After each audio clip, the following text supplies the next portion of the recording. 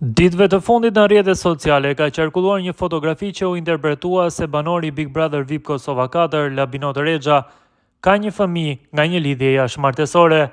Lidhur me këto pretendime, bashkëshortja e tij, Laureta Hoxha, ka dalë për të folur dhe për t'i mohuar ato një herësh. Laureta sqaroi se situata ka lindur nga një keqkuptim për shkak të mbiemrit të njëjtë Rexha. Ajo theksoi se në fakt nëna e fëmijës ka kërkuar ndihmë për të gjetur babain biologjik dhe duke mos e gjetur atë, është drejtuar tek Labinoti vetëm për shkak të mbiemrit. Ky fëmijë nuk ka të bëjë asgjë me Labinotin.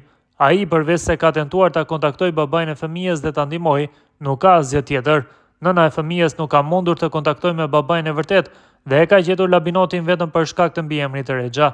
Ajo ka kërkuar ndihmë nga Labinoti për të gjetur prindin e fëmijës së saj, tha Laureta në një intervistë televizive. Ajo shtoi gjithashtu se babai i vërtet i fëmijës është një familjar nga Rahoveci, po ashtu me mbiemrin Rexha, duke përjashtuar çdo lidhje tjetër me Labinotin.